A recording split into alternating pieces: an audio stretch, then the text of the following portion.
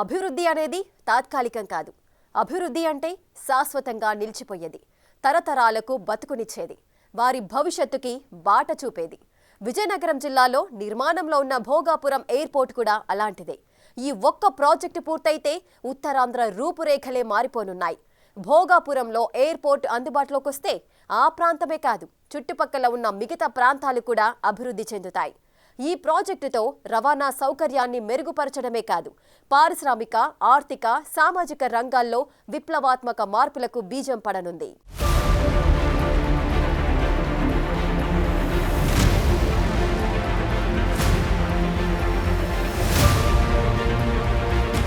అల్లూరి సీతారామరాజు అంతర్జాతీయ విమానాశ్రయం.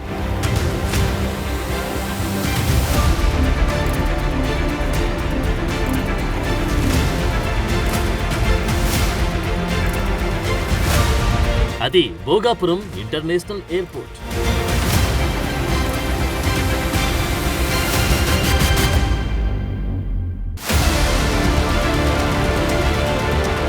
విజయనగరం జిల్లాలో ఈ విమానాశ్రయం పూర్తయితే ఉత్తరాంధ్ర లెక్కే మారిపోతుందనే మాటలు వినిపిస్తున్నాయి. అటు విశాఖ, ఇటు శ్రీకాకుళానికి మధ్య ఉన్న విజయనగరాన్ని కలిపేలా ఈ ఎయిర్పోర్ట్ ని నిర్మిస్తున్నారు. NH-16కి ఆనుకుని దీన్ని నిర్మిస్తుండడం మరో మేజర్ ప్లస్ పాయింట్. ఇప్పటికే ఎయిర్పోర్ట్ పనులు సుమారు 80% వరకు పూర్తయ్యాయి. వచ్చే ఏడాది జూన్ నాటికి భోగాపురం ఎయిర్పోర్ట్ ను అందుబాటులోకి తీసుకురావాలని ప్రభుత్వం లక్ష్యంగా పెట్టుకుంది. మరో 20 ఏళ్ళు పోతే ఏ యజము ఉండదు, కేవలం టూరిజం మాత్రమే ఉంటుంది.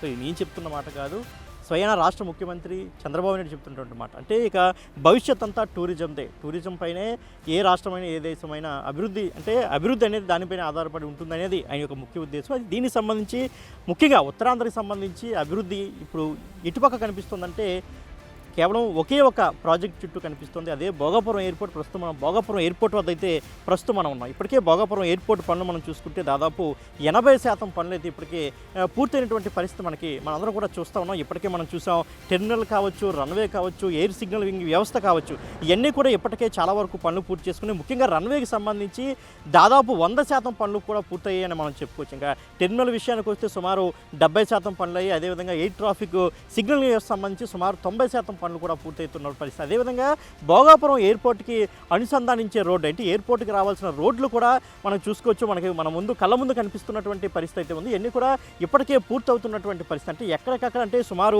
ఇంకో 1 ఇయర్లో, అంటే 2026 జూన్ కల్లా దీన్ని ఎట్టి పరిస్థితుల్లో ఇక్కడ నుంచి ఫ్లైట్లు ఎగరాలి, ఖచ్చితంగా ఇక్కడ నుంచి ఫ్లైట్ ల్యాండ్ అవ్వాలి అనేది ప్రభుత్వం ఒక పెద్ద టార్గెట్గా పెట్టుకుంది. దీనికి సంబంధించి ముఖ్యమంత్రి చంద్రబాబు కావచ్చు, అదేవిధంగా కేంద్ర విమానయాన శాఖ మంత్రి రామ్మోహన్ నాయుడు పెద్ద ఎత్తున దృష్టి సారించి ఎలాగైనా దీన్ని పూర్తి చేయాలని ఒక కసితో అయితే మనకు కనిపిస్తున్న పరిస్థితి ఉంది. దీనికి సంబంధించి ఎప్పటికప్పుడు రామ్మోహన్ నాయుడు సెంట్రల్ మినిస్టర్ అయిన దగ్గర నుంచి కూడా పనులు చకచకా జరుగుతూనే ఉన్నాయి. అదేవిధంగా ఎప్పటికప్పుడు ఆయన రివ్యూలు నిర్వహిస్తూ పనులు ఎలా జరుగుతున్నాయో వచ్చి మరీ చూసి వెళ్తే ఇక్కడే రివ్యూలు నిర్వహిస్తున్న పరిస్థితి మనకు కనిపిస్తుంది. అయితే భోగాపురం ఎయిర్పోర్ట్ ఏదైతే మనకు కనిపిస్తూ ఉందో దీన్ని బేస్ చేసుకుని ఆ టూరిజం కావచ్చు, పారిశ్రామిక అంటే ఇంజనీరింగ్, ఫ్యాబ్రికేటింగ్ ఇటువంటి పారిశ్రామిక రంగాలు కావచ్చు, MSME పార్కులు అభివృద్ధి చేయాలి, అదే ముఖ్యంగా IT రంగాన్ని డెవలప్ చేయాలి, అదేవిధంగా స్థిరాస్తి రంగాన్ని డెవలప్ చేయాలి, హోటల్స్ రావాలి, పెద్ద పెద్ద టౌన్షిప్స్ రావాలి. ఇలా మొత్తం ఏంటంటే కొన్ని వేల మందికి ఉపాధి మణిహారంగా తయారవ్వాలని ఒక ఉద్దేశంతో అయితే పెద్ద ఎత్తున అటు ప్రభుత్వం కసరత్తు చేస్తున్నటువంటి పరిస్థితి. దీనికి సంబంధించి ఇప్పటికే 2000 ఎకరాల్లో మొత్తం దీన్ని నిర్మిస్తున్నటువంటి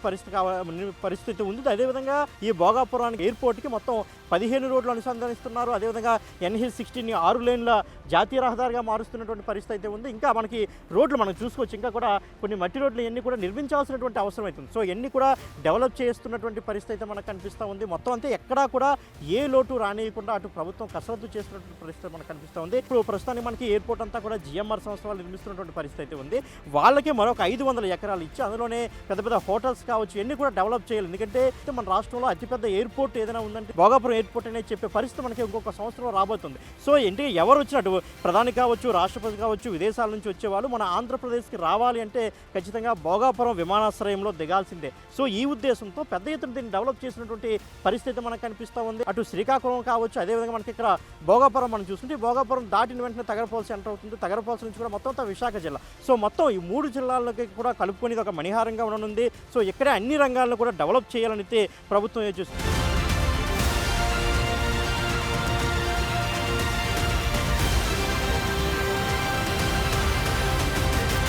ఎయిర్పోర్ట్ పనులు వేగంగా సాగుతుండడంతో 10 ఏళ్లుగా పడికేసిన రియల్ ఎస్టేట్ రంగం మళ్లీ ఇప్పుడిప్పుడే ఊపందుకుంటుంది. 2014లో టీడీపీ ప్రభుత్వం ఏర్పడ్డాక ఎయిర్పోర్ట్ నిర్మాణ ప్రతిపాదన వచ్చింది. దాంతో రియల్టర్లంతా పెద్ద ఎత్తున లేఅవుట్లు వేసుకున్నారు. తర్వాత వైసీపీ హయాంలో భోగాపురం ఎయిర్పోర్ట్ క్వశ్చన్ మార్క్ గా మారింది. మళ్లీ కూటమి ప్రభుత్వం వచ్చాక విమానాశ్రయ పనులు యుద్ధ ప్రాతిపదికన జరుగుతుండడంతో రియల్టర్లు మళ్లీ ఆశలు చిగురించాయి.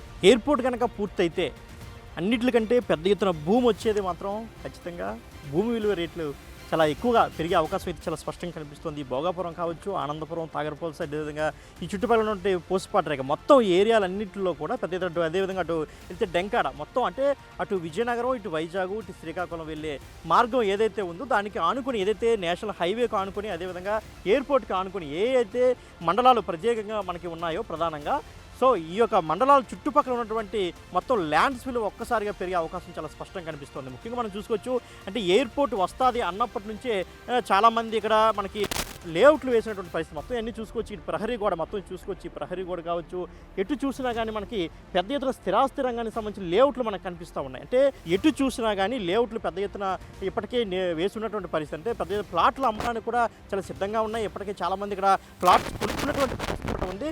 అయితే అటు ప్రభుత్వం కూడా దీనికి ఎంకరేజ్ చేసే పరిస్థితి. ఎందుకంటే పెద్ద ఎత్తున కూడా 5 స్టార్ హోటల్స్ కూడా చుట్టుపక్కల వచ్చే అవకాశం చాలా స్పష్టంగా కనిపిస్తూ ఉంది. టూరిజం డెవలప్ అవుతుంది, పరిశ్రమలు వస్తాయి. కాబట్టి పెద్ద ఎత్తున మనకి ఏంటంటే టౌన్షిప్స్ నిర్మించాలి. ప్రభుత్వం యొక్క లక్ష్యం కూడా ఇది, పెద్ద ఎత్తున టౌన్షిప్స్ నిర్మించాలి. అటువంటి వాటిని కూడా ఎంకరేజ్ చేస్తాం, ప్రైవేట్ వ్యక్తుల్ని ఎంకరేజ్ చేస్తాం. ఇది చుట్టుపక్కల మొత్తం ఏదైతే ల్యాండ్స్ అయితే ఖాళీగా ఎక్కడెక్కడ ఉన్నాయో వాటిని కూడా టౌన్షిప్స్కి ఇచ్చే ప్రతిపాదన కూడా ప్రభుత్వం వద్ద ఉంది. వాటిని కూడా ప్రభుత్వం ఇప్పటికే పరిశీలిస్తున్న అవకాశం కూడా చాలా స్పష్టంగా ఉంది. ముఖ్యంగా NH-16 కూడా చాలా దగ్గరగా ఉండడం, వెళ్ళి అంటే రాకపోవాలి. ముఖ్యంగా ట్రాన్స్పోర్టేషన్ అనేది ఒక ప్రాంతం అభివృద్ధి చెందాలంటే ట్రాన్స్పోర్టేషన్ అనేది చాలా ఇంపార్టెంట్. కాబట్టి దానికి సంబంధించి కూడా ప్రభుత్వం ఇప్పటికే అన్ని రకాలుగా సిద్ధం చేస్తున్న పరిస్థితి. అదేవిధంగా ఇక్కడ వేల మందికి ఉపాధి కలుగుతుంది. కాబట్టి వాళ్ళందరూ నివసించడానికి కూడా చాలా వీలుగా ఉండాలి, దగ్గరలోనే వాళ్ళకి నివాస సముదాయాలు ఉండాలని కూడా ప్రభుత్వం ఆలోచిస్తున్న నేపథ్యంలో స్థిరాస్తి రంగం కూడా ఒక్కసారిగా ఊపొచ్చే అవకాశం చాలా స్పష్టంగా కనిపిస్తూ ఉంది.